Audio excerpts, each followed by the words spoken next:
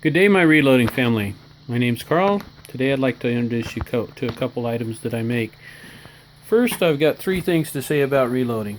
Manuals, manuals, and manuals. And of course, it never hurts to keep notes. When you're doing any reloading, great way to do it. Today I'm going to talk to you about a way that we can trim a straight wall cartridge versus the shoulder cartridge of the 22-250, 350 Legend, 444 Marlin, 4570. Any straight wall cartridge we can trim on the Lyman Xpress, the Frankford Arsenal Universal Trimmer, or the Frankford Arsenal Case Trim Prep Center.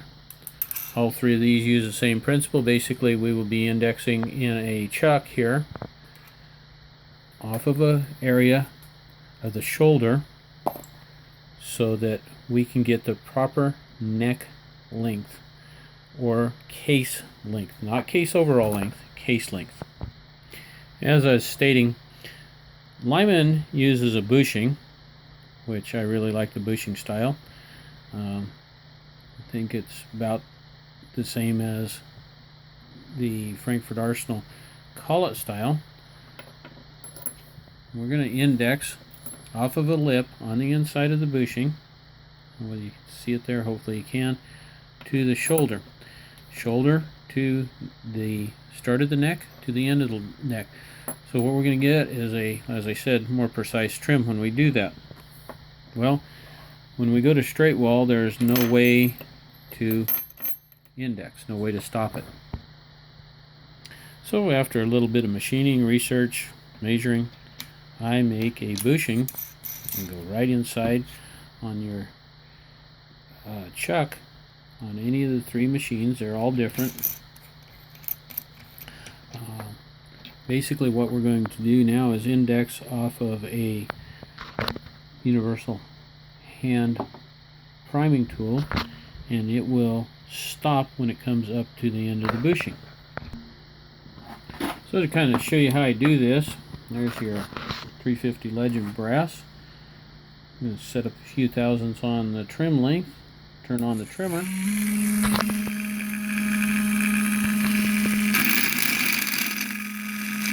When we get to the end of the trim, it stops trimming. Now you have a nice 350 Legend, 357 Mag, 357 Maxim, any other straight wall case you can trim on these. Each bushing will be different because of the different lengths of brass.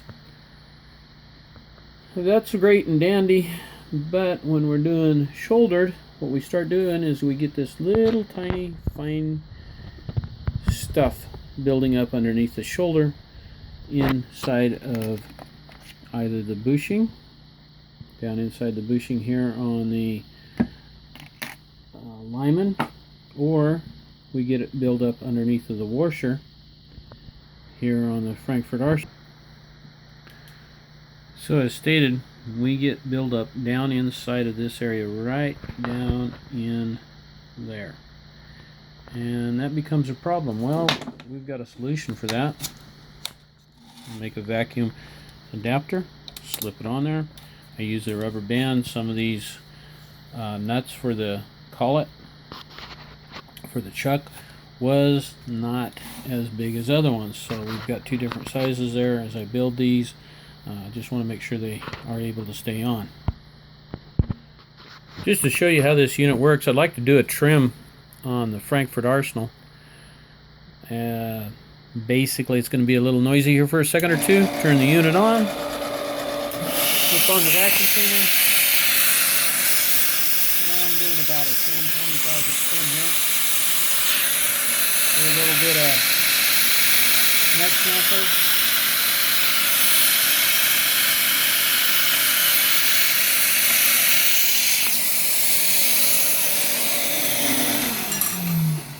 And there you have a nice, perfectly trimmed piece of brass.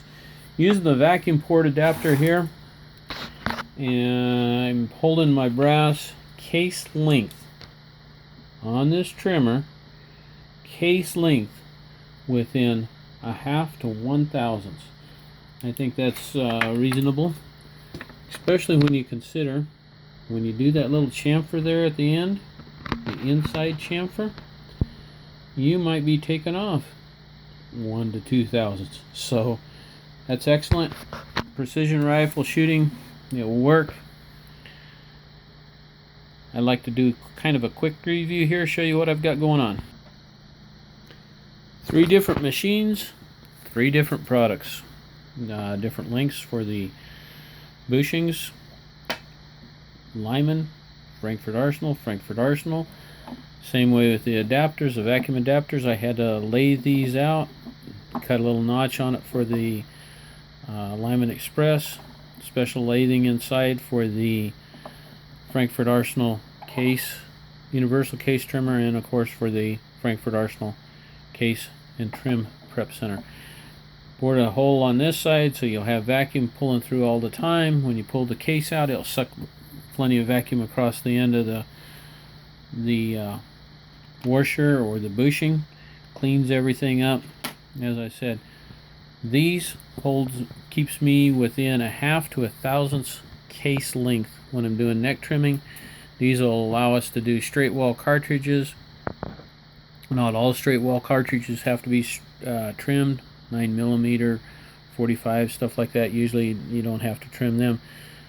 But the critical thing on a 350 Legend is, since they're using the case, the end of the case, the neck, for head spacing, if you're too long there, you can either get where you can't get the shell into the gun properly, or the other thing, if you get it in there and you've got the neck inside of the throat, you can run into a problem with high pressures. I believe there was a couple brands of shells, brass, that they had problems with that. 350 Legend, great round. It looks like it's really coming up in the world. Able to chamber that in a AR or bolt gun, lever action, single shot. Also, like I said, we can do 357 Magnums, 357 Maxim, 4570s, 444 Marlin. Any of the straight walls, we'll be able to make adapters for it and get them to you, and then you can trim your brass on one of those 3 machines. And as always, guys, read the manual. Be safe. I know that some people think that they can get the information off of YouTube or the internet, Google it or whatever, Bing it, whatever you want to use. Stay with the manuals. These guys know what they're doing. They know where the pressures are. They've seen the problems. Some of them, I think, have had the problems themselves. So like I said, just be careful, be safe.